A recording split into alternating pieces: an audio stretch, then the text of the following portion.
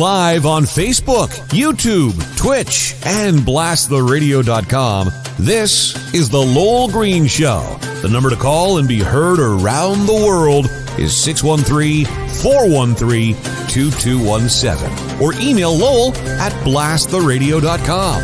And now, here is Lowell Green. John, let me ask you folks, are you beginning to worry about what kind of a country is being created here by Trudeau, Singh, and Guilbeault? Are you beginning to worry? Trudeau, Guilbeault, and Singh will be in power for 3 years. I'm worried about the permanent damage. I mean, I think sometimes we consider, well, you know, he'll be gone in 3 years or whatever. Well, he may not, but if he is, but I think some of the damage that is being done is permanent. And God help us with an extremely left-wing, I would say, socialist government in power now, because essentially that's what a coalition of NDP and far-left liberals are. This is a socialist government we've got here, and going to become more and more socialist. There's no question. Government's going to intrude more and more into our lives. In all probability, they're going to pass Bill C-11, which could very well kick me off the air. Bill C-11 essentially will give the CRTC, in other words, the government, Trudeau, power over virtually everything that appears on social media in this country. That's undoubtedly going to pass. Who's going to stop it? But one of the things that really, really disturbs me, I'm watching CBC last night. I torture myself doing this. I was just going to ask, yeah. It's painful, but they, of course, the one thing with the CBC, they've got all kinds of money, so they can do some research that sometimes the rest of us can't do. I mean, there's 427,000 people employed by CBC, all of whom make well over $400,000 a year. I'm kidding just slightly. I think you get my point. I'm only one guy, and, well, anyway. But this, according to the CBC last night, if in fact Trudeau does accomplish his goal by 2030, that is, that we will reduce all of our emissions by 40% or 42%, that the cost to this country, this is the CBC, this is the government's own arm, propaganda organ. CBC says in order to accomplish this will cost Canada $2 trillion. $2 trillion to achieve 40% reduction in CO2 emissions. That's not $2 trillion to be spent on healthcare, education, infrastructure, roads, increasing old age pension, or defense. That is $2 trillion in the next 7 years to reduce emissions by 40%. That's scary.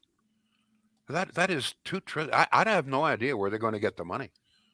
I have no idea, but it just scares the hell out of me, because if in fact that happens, and Trudeau says it will, and there's nobody to stop him, well, I mean, that's just going to suck the life out of this country.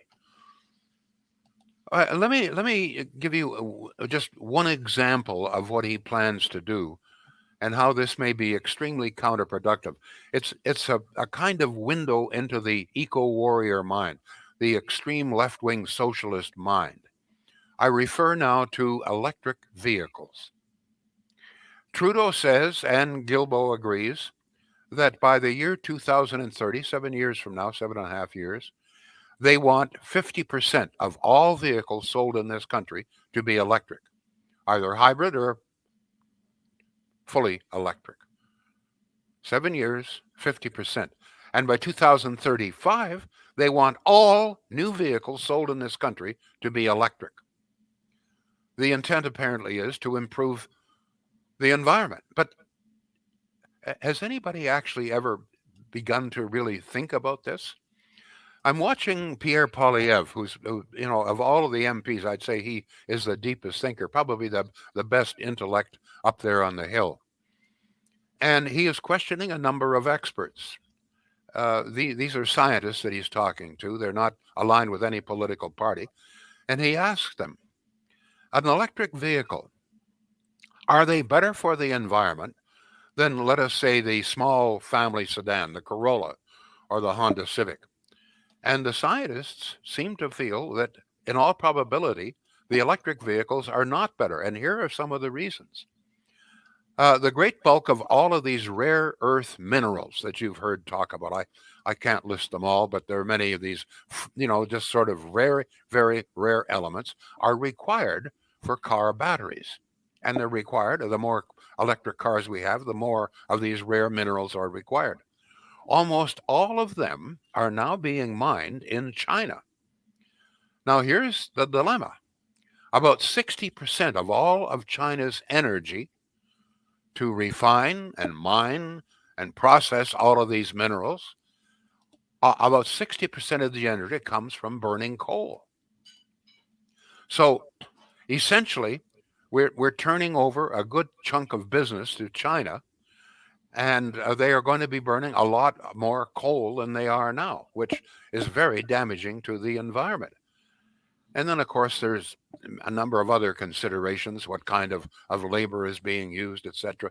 Some suggestions that they're using child labor, etc., to mine some of these minerals. But from the environmental point of view, think of this.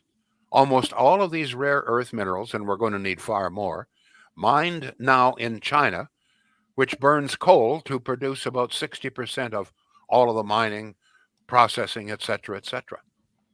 So, has anybody actually ever done an assessment if you factored in that? Now, there's some other considerations, and that is, okay, we've got these batteries, very heavy. What do we do with them when the batteries run out? How do we dispose of them? There's an environmental problem there as well. If you've got, let's say, I mean, we sold about 5 million new vehicles in Canada last year. I would imagine the United States would sell what 10 times that, so probably about 50 million vehicles.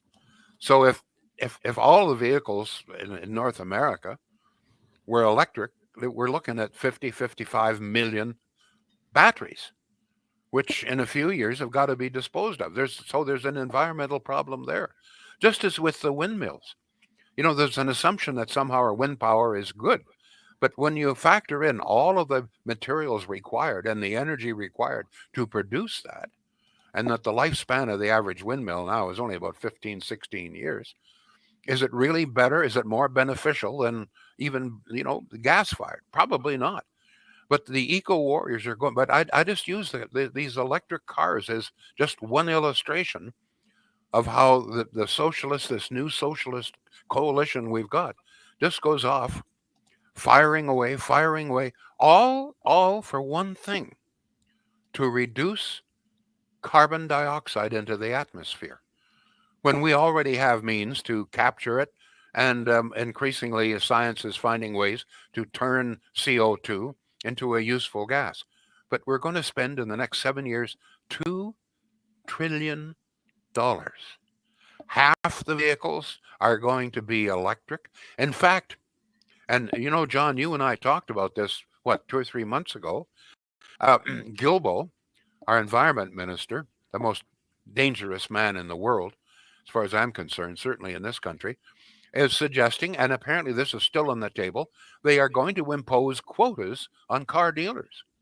The quota will be that by the year 2030, 7.5 years from now, 50% of all the vehicles you sell must be electric. And by 2035, all the vehicles must be electric. And they are going to impose quotas on the dealership. So whether you or I or you or you or you or you want an electric vehicle, in a few years you won't have the choice. Just as people in the East Coast don't have the choice of buying Canadian oil, you won't have the choice of buying a non-electric vehicle if Trudeau gets his way. Now, when you think about that, when you think, well, geez, what's the $2 trillion going to be spent on? Well, think of this. If in 7 years' time, half all the vehicles in this country are electric, that's about 2.5 million vehicles electric, this is going to require a total restructuring of the electrical grid at a huge cost. We don't have enough power now. We have some excess power available now, but we don't have enough power. So we're going to have to, well, what are we going to do? Install another 100,000 windmills? I don't know. They don't plan it. But very clearly, if half the vehicles in 7 years' time are going to be electric, we're going to need an entirely new electrical grid. Billions of dollars. We're going to need all sorts of new ability to create power. Billions of dollars. There's where some of the money is going, just on this electric vehicles alone. And then, as I say, we begin to wonder if, in fact, this is benefiting the climate at all. If you've got any thoughts on any of this, folks, I am really worried. Um, I am not a conspiracy theorist. I never have been. I think it's foolish, but and I hesitate to do this. But Debbie and I, a number of years ago, visited Venezuela. And at that time, Venezuela had just elected a new socialist government. And Venezuela was quite prosperous at that time, still. In fact, if you go back a few years into the 70s, Venezuela was one of the most prosperous countries in all of South America. In fact, one of the most prosperous countries in the Americas because of sale of oil and gas. Venezuela has one of the world's largest deposits of oil. And they were doing very, very well, and the money was being distributed, and the people were happy. But a few years, probably 4 or 5 years after the socialist government was elected, they nationalized almost all the industry, including oil and gas. The government can't run a one hole back house. You know that. No government can. And you know what happened in a few years' time? The oil and gas industry just collapsed, despite the highest prices for oil in the world. And as a consequence, people in Venezuela began to starve. Several million people fled Venezuela, went into Colombia and other nations because they couldn't find enough food in Venezuela. And the socialist government remains. And I'm not suggesting that we're going to become a Venezuela, but I point this out that if you have a foolhardy government that's prepared to spend $2 trillion, you know, lowering emissions, going to legislate that we all have to buy electric cars. I'm going to tell you, Venezuela never did that, never went that far. So, what I'm worried. I'd like to hear from you if you're concerned about not just the damage, but the permanent damage that this trio is doing to this country, and there is nothing to stop them. Nothing to stop them. The budget is coming out in about another week's time. You can be sure that there will be billions more money thrown around, hither, thither, there, with no plan whatsoever to pay off the debt or get anywhere near a balanced budget. Your concerns. John, tell us once again how people get in touch with us here. All right. Lots of people have already figured that out, obviously. If you're on Facebook, post your comments where you'd ordinarily post your comments. Same thing on Twitch, same thing on Twitter, same thing on YouTube. I put as many up on the screen as I can. I read as many to Lowell as I can, of course. And if I don't get a chance to do either, everything is forwarded to Lowell so he has a chance to read them. And, of course, the phone number, 613-413-2217. What do you say we start there with a text from an Alberta area code? I bet these so-called environmental activists, along with the 905 and 514 and 428 area codes, have never been to an oil patch in northern Alberta or the Bakken oil in southern Saskatchewan. The provinces and oil companies are investing heavy into carbon capture projects, and I bet these fools didn't know that southern Saskatchewan has one of the purest oil deposits in the world. But instead, they all follow great advice of idiot Trudeau and his new girlfriend Jagmeet and their son Gilbo. Even the electric cars, where the hell will we be getting all the lithium, copper, manganese? They will be made in China. That's a text, 613-413-2217. He's absolutely right. He's absolutely right. We have been sold this idea that somehow or other Canadian oil is dirty oil, when in fact, today, it is probably the cleanest, most environmentally friendly oil in the world. Do you really think that they are producing cleaner oil, more environmentally friendly oil in Russia? Do you think they're producing a cleaner oil in Saudi Arabia? How about Iraq? You think they're producing a cleaner oil in Venezuela? Think again, folks. Think again. Go ahead, John.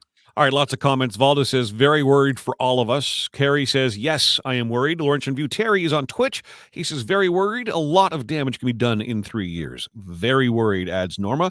Hazel says, very worried. Seniors treated as second-class citizens. Anne says, I'm worried that most Canadians are in favor of these policies and the direction the Liberals are taking us. Now, let me just point out something else. Mm-hmm.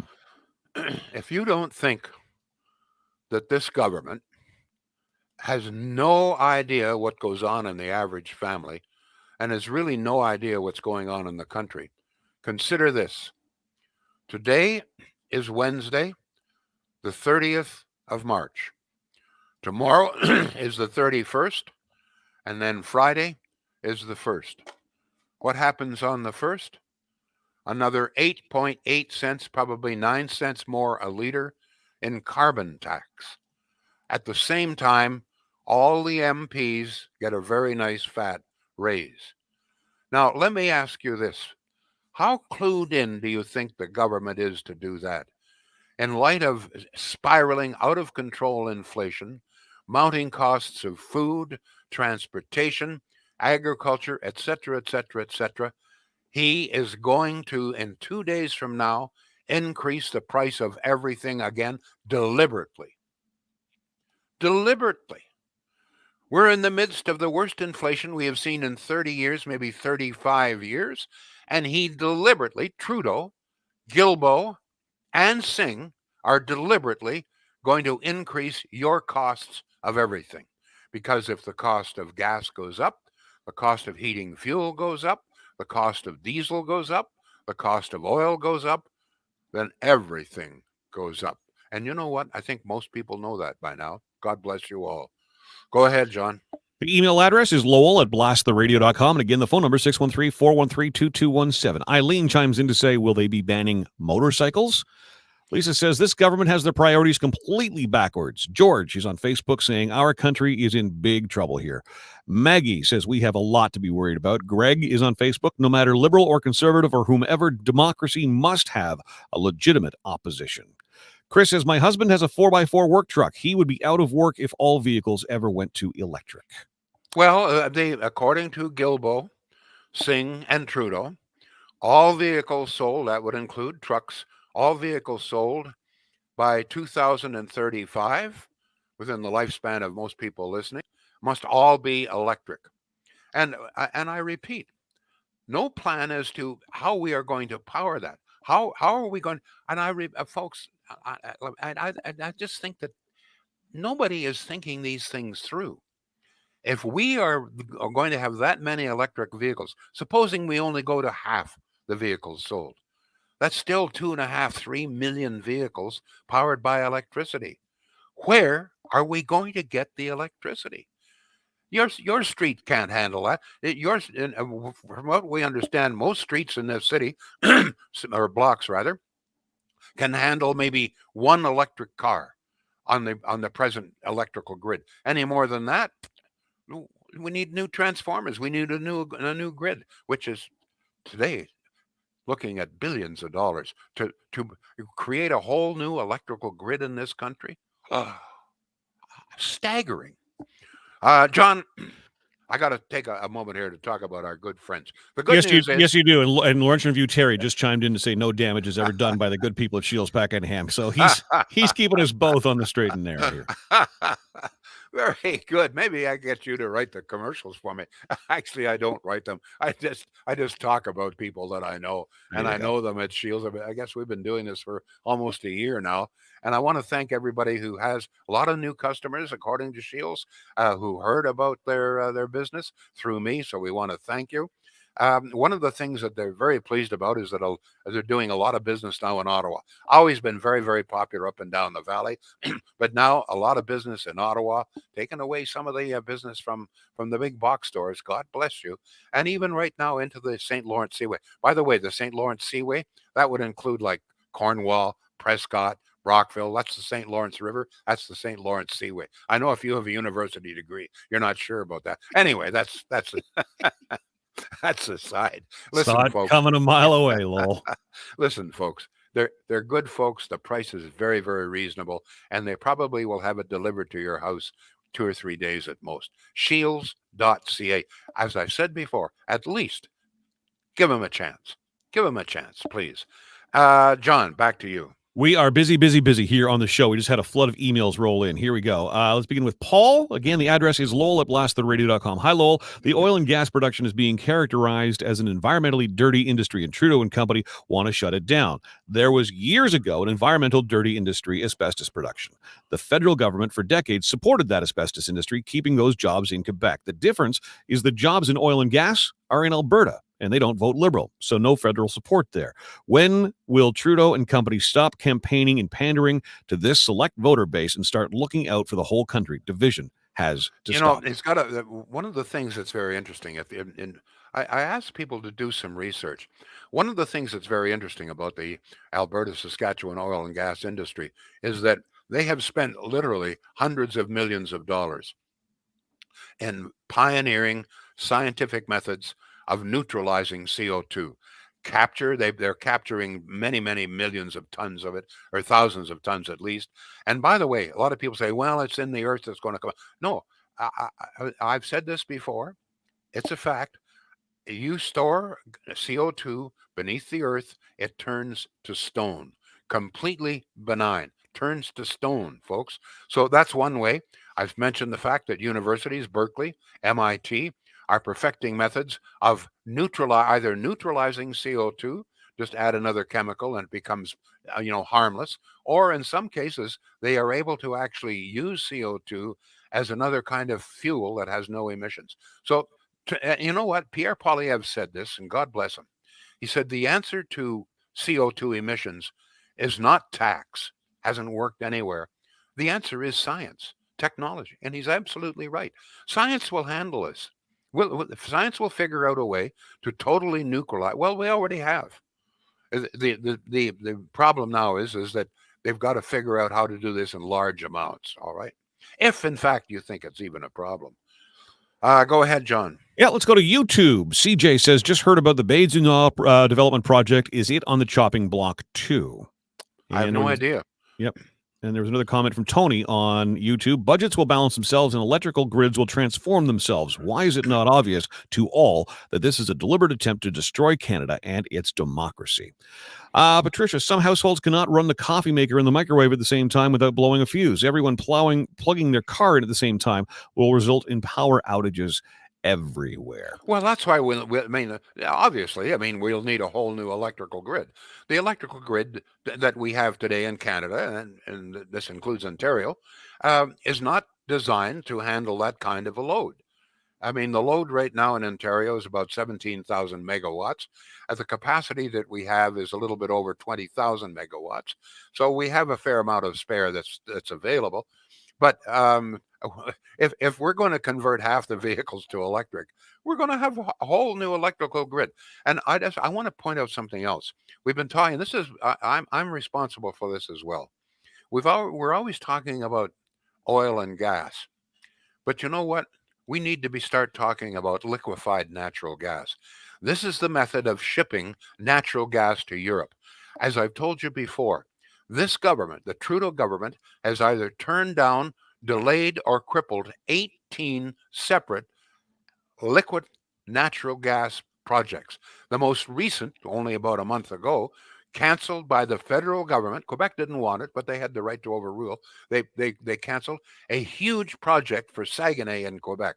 Would have produced 11 million tons of liquid natural gas a year. This could have all been shipped to Europe, and for that matter, much easier to ship it to parts of Canada as well. But it's not just oil that this government is destroying. It's natural gas as well. Natural gas is very clean burning. As I've mentioned before, Europe has now declared nuclear and natural gas as green energy. They now say natural gas is so clean burning, particularly with new modern ovens, Natural gas is so clean burning, they now deem it to be a green energy source. John, please. Boy, Lowell, we are busy on this show today. Irma says, what happens to diesel vehicles and large transport trucks? Listening from Arthur, Ontario daily. Electric. Oh, good for you from Arthur. That's my old There you hometown. go. Oh my God! Now I don't know if you're listening in Arthur, but I used to live in what they call Stumptown. Very clearly, not the high rent district of Arthur. Good old Stumptown. Wrong side of the tracks, eh, Lowell? Actually, the tracks went right through our place. Go, go ahead. Perfect. Go ahead. We haven't taken a text Oh, in a just a while. minute. Hold it. Hold it. Yes, sir. Yes, sir. Yes, sir. I want to. Can you see this? You know what that is? That That looks is like an old rail spike. that is an old rail spike, hand done, from the Arthur Railway. CPR. We used to call it Sleepy R. I went back when I was a little kid, and they had, I guess, been some damage, and I picked up 3 of these and brought them in as souvenirs. The railway track that ran right through our farm. And good old Arthur. Go ahead, please. Shane says, speaking of tracks, what will trains run on? Hydrogen power is the future for heavy vehicles, says Gregory. Let me see. I don't know. It's I don't think it's electric. But we've got to do an assessment. Is this beneficial or not? Because if it isn't, I mean, I don't think we should be spending $2 trillion if it's not going to improve the environment. What about you? Go ahead, John. John. Lynn says, betcha Trudeau's cottage is not heated with electricity. Let's go to 613-413-2217. Here's a text. Okay, well, if Trudeau is serious going electric, what is he doing flying his jet from coast to coast? How am I able to drive west with an electric car, or how am I able to drive west with an electric car from BC to Ottawa? How many times will I have to stop and find a place to recharge car batteries? We are farmers, cannot afford to charge electric. We would have to sell our family farm. Seriously. You're forgetting one thing. Trudeau is Trudeau, and you're not. Go ahead, please. That sums it up. That'll be the title for the podcast when I post it. That's right. Very worried, says Connie. Tina Marie is on Twitch. She says a lot of damage has already been done. We are in for one hell of a ride. David says no money for real pollution either. Kathy is on Facebook. She comments, the life is already being sucked out of Canadians under Trudeau. Canada is gone, says Erlene. Eileen says, what about companies that build those big campers? Is that going down the toilet? No camping? David says, well, yeah. David says, will existing gas vehicles be phased out over time? What about my classic car? Will I have to park it? Patricia. No, but you're going to have to run it with a battery. Yeah, right. Actually, that was suggested by a couple of folks, both on Twitch and on Facebook, that people will be charging their electric cars using gas generators. I can picture that. Patricia says some households cannot run the coffee maker and microwave at the same time without blowing a fuse. I believe we read that already. George, they are following the agenda of the World Economic Forum.